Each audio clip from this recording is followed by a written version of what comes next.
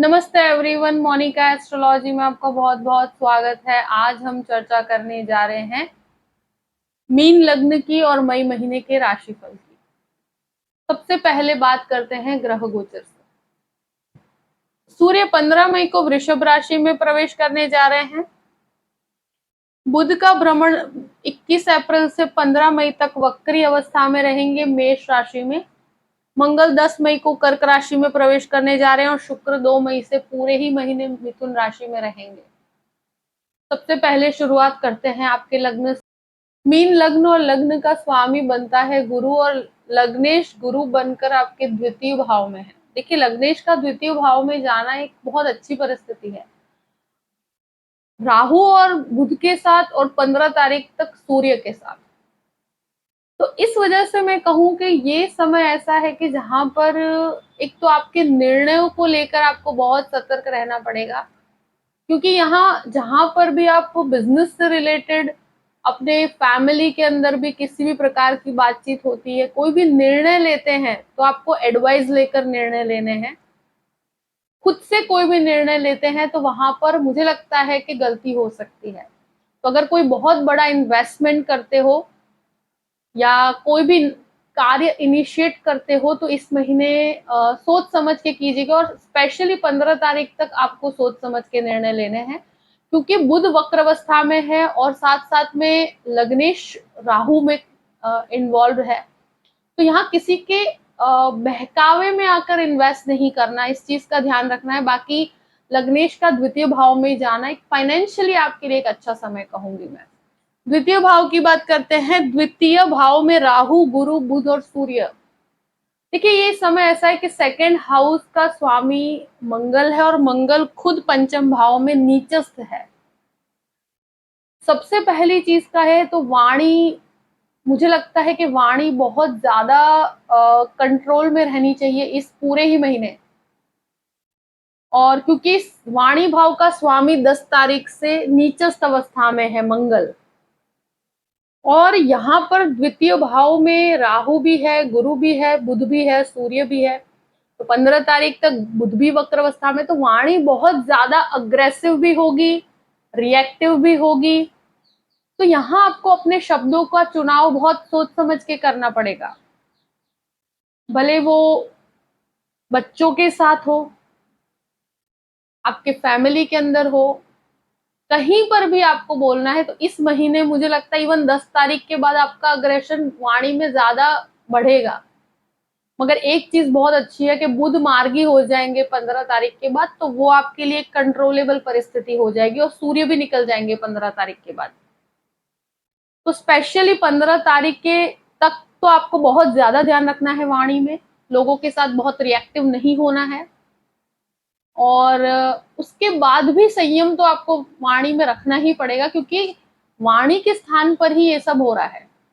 और कहीं भी इन्वेस्टमेंट बच्चों के कहने पर, अगर संतान आपके बिजनेस में इन्वॉल्व है तो उनके कहने पर कोई इन्वेस्टमेंट नहीं करना है। इवन आप यहाँ पर एक ही चीज का ध्यान रखें, आपकी सेविंग्स कहीं पर गलत डायरेक्शन ना ले ले, अपनी सेविंग्स को बचा के रखिएगा। ये समय में मुझे लगता है कि सेविंग्स को लेकर आपको रिस्की डिसीजंस नहीं लेने चाहिए। अब बात करते हैं तृतीय भाव की। तृतीय शुक्र बनकर आपके 4th हाउस में है। तृतीय स्थान में सूर्य आएंगे, जो आपके 6th लॉर्ड भी हैं।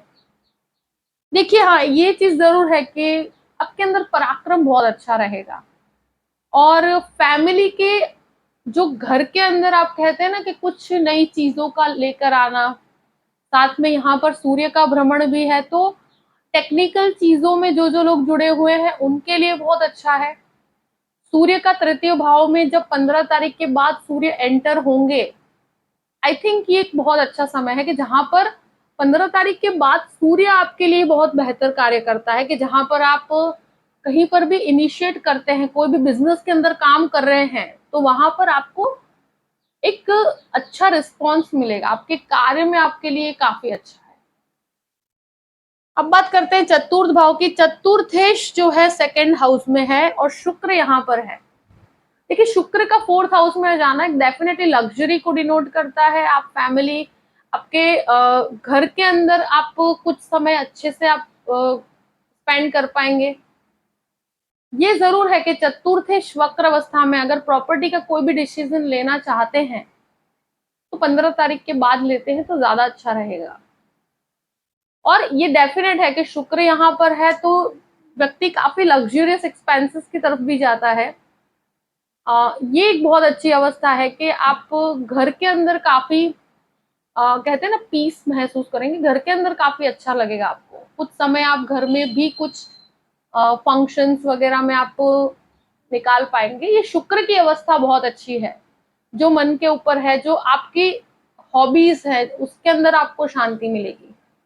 आई थिंक कुछ समय ये जो प्लैनेटरी पोजीशंस जिस प्रकार से जहां पर आप कुछ समय आपके हॉबीज की तरफ भी लेकर जाइए तो वो माइंड के लिए काफी रिलैक्सिंग रहेगा। और एक तरह से कहा जाए कि इतना जरूर है कि बुध का वक्री भ्रमण जो हेरिडिटी से कनेक्टेड प्रॉपर्टी के कोई भी डिस्प्यूट हैं, जैसे कि जो हमारे पेरेंट्स की प्रॉपर्टी है वहां पर कोई डिस्प्यूट चल रहा है तो 15 तारीख तक शांति रखिए। बहुत ज्यादा रिएक्टिव होने में यहाँ पर बहुत ज्यादा फायदा नहीं है। पंचम भाव की बात करते हैं। देखिए सबसे इंपॉर्टेंट चीज यही है कि पंचम भाव में मंगल का जो आना, और वो भी 10 तारीख के बाद, बहुत नीचस्थ अवस्था है मंगल की, जिसके भी ये एक तरह से मंगल आपका 9th लॉर्ड है, भाग्य का स्वामी है और आपकी वाणी का भी स्वामी है। तो भाग्य का स्वामी की पोजीशन पंचम भाव बहुत अच्छा है कि नवमेश जब पंचम भाव में होते हैं तो फायदे कारक परिस्थिति है, मगर नीचस्थ है तो उसका इतना लाभ आपको प्राप्त नहीं होता। और साथ में आपके बच्चों से कनेक्टेड कुछ प्रॉब्लम्स हो सकती है 10 तारीख के बाद, यानी कि संतानों के साथ क्लैशेस हो सकते हैं या उनके लाइफ से कनेक्टेड कुछ इश्यूज आपको तनाव दे सकते हैं। और 5th हाउस का ये जो मंगल है, हाँ इतना जरूर है, जो लोग डॉक्टर्स बनना चाहते हैं, जो मेडिसिन में जाना चाहते हैं, मेडिसिन में मास्टर्स करना चाहते हैं, उनके लिए बहुत अच्छा समय है। स्टूडेंट्स की बात की जो टेक्निकल स्टूडेंट्स के लिए अच्छा है। बाकी जो दूसरे स्टूडेंट्स हैं, यानी जो मेडिकल में नहीं है, जो टेक्निकल में नहीं है, तो उनको ये समय में डेफिनेटली मंगल का ये जो नीचस्थ भ्रमण है तो अपने फोकस को खराब मत होने दीजिए। जो भी संतान प्राप्ति की इच्छा रखते हैं तो उनको अपने स्वास्थ्य का 10 तारीख के बाद बहुत ध्यान रखना है। शेयर मार्केट में 10 तारीख के बाद मुझे लगता है इन्वेस्टमेंट न किया जाए, थोड़े टाइम के लिए रोक दिया जाए, या अपने अगर इन्वेस्ट करते भी है तो बहुत बहुत ज्यादा स्थिर होकर करना पड़ेगा। रिस्की इन्वेस्टमेंट मुझे लगता है नहीं करने चाहिए, यहाँ नुकसान की परिस्थिति मुझे दिखाता है। अब बात करते हैं 6th हाउस की। 6th लॉर्ड जो है सूर्य बनकर द्वितीय भाव में और बाद में तृतीय भाव में। देखिए सूर्य 6th हाउस का स्वामी बनकर द्वितीय भाव में, तो लोन जब आप लेने जाते हैं तो लोन आपको डेफिनेट प्राप्त होता है। और यहाँ पर लोन प्राप्ति के ग्रह भी हैं कि आप लोन लेना चाहते हैं तो गुरु की दृष्टि की वजह से आपको लोन प्राप्त होगा। और 15 तारीख के बाद ले तो ज्यादा अच्छा है अगर लेना चाहते हैं तो। और अगर पे ऑफ करने की बात की जाए तो गुरु के द्वारा डेफिनेटली आपको लोन को कम करने में गुरु काफी हेल्प करेंगे। इतनी जरूरत मैं कहूंगी कि लोन उठाकर आप किसी को उधार पैसे देते हैं या कहीं पर भी लोन लेकर कोई बहुत बड़ा रिस्की इन्वेस्टमेंट करते हैं तो ये काम आपको नहीं करना चाहिए। ये समय आपके लिए उसके लिए योग्य नहीं है। और स्पेशली 15 तारीख का सब तक का समय तो इन चीजों के लिए बिल्कुल भी सही नहीं है। यहाँ पर शत्रु 15 तारीख तक डेफिनेटली हावी है, तो वहां आपको संयम बना के रखना है, बहुत ज्यादा रिएक्टिव नहीं होना। बाद में फिर भी सूर्य का भ्रमण एक बेटर परिस्थिति में रहेगा, तृतीय भाव में रहेगा, कॉन्फिडेंस काफी अच्छा रहेगा वहां पर। और गुरु के द्वारा डेफिनेटली अगर आपको कोई हेल्थ इश्यूज भी है, लाइक हार्ट से कनेक्टेड प्रॉब्लम्स हो, बोन से कनेक्टेड प्रॉब्लम्स, थायराइड जनित रोग, तो वहां आपको ध्यान रखना। और साथ में स्किन रिलेटेड भी इश्यूज हैं तो हेल्थ को लेकर 15 तारीख तक का समय थोड़ा सा प्रॉब्लमेटिक मुझे नजर आता है। 7th हाउस की बात करते हैं। सप्तमेश जो है वो आपके द्वितीय भाव में, वक्री अवस्था में 15 तारीख तक पति पत्नी के संबंधों में मुझे लगता है कुछ मानसिक दूरी आ सकती है। एक दूसरे से जब हम कोई भी चीज को डिस्कशन करते हैं तो इंटेंस काफी क्लैश होते हैं, और वो भी बहुत ही छोटी छोटी चीजों में क्लैश होते हैं। बट बुध वक्री होने तक ही है, उसके बाद की परिस्थिति बेहतर है। अगर कोई भी प्रकार का मैरिड लाइफ में डिस्टर्बेंसेस चल रहे हैं तो वहां पर मुझे लगता है कि ये जो बुध का समय है, मुझे लगता है ये महीना एटलीस्ट आपको कोई भी गृहस्थ जीवन में बड़े निर्णय नहीं लेने चाहिए। कोई सेपरेशन का कोई डिसीजन ले रहे हैं या कोई क्लैशेस हो रहे हैं, कोई आपका लीगल डिस्प्यूट चल रहा है, तो वहां पर आपको शांति बना के रखनी चाहिए।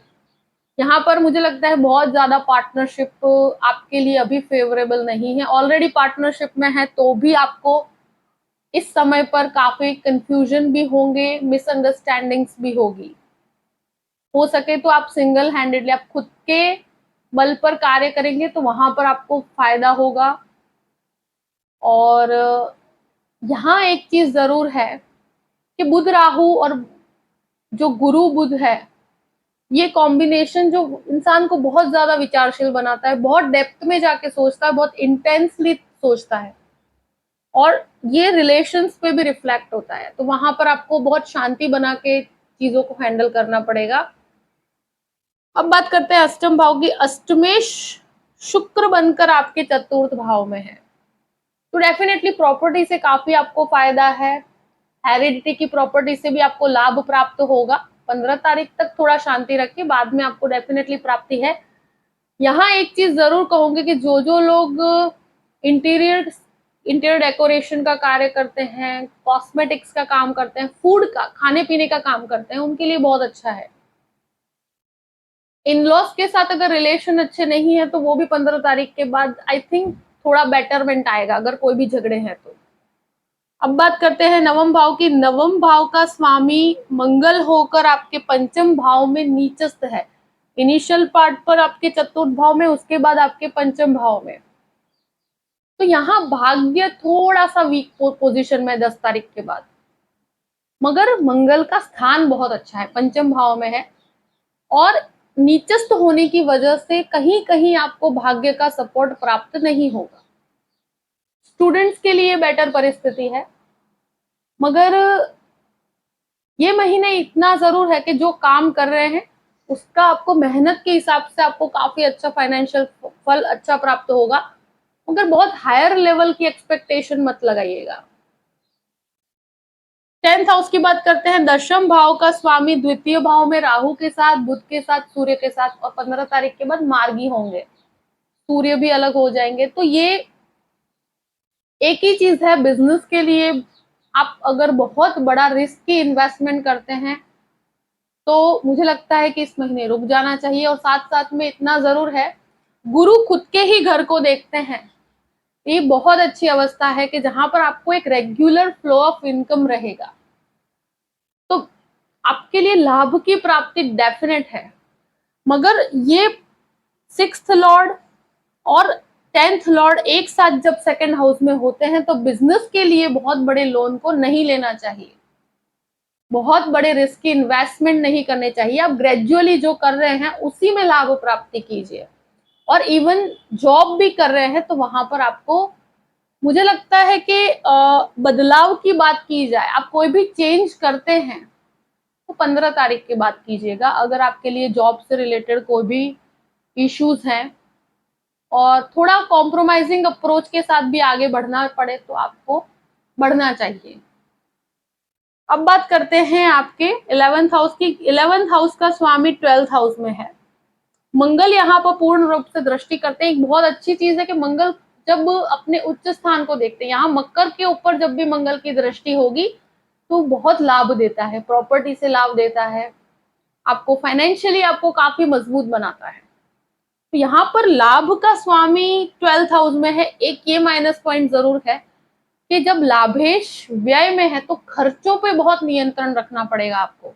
मुझे लगता है कुछ खर्च आपके संतानों की वजह से हो सकते हैं, संतानों के साथ कुछ क्लैशेस हो सकते हैं, उनके कारण कुछ एक्सपेंसेस आपको उठाने पड़ सकते हैं। तो यहाँ मुझे लगता है कि कैलकुलेटिव होकर चलना पड़ेगा।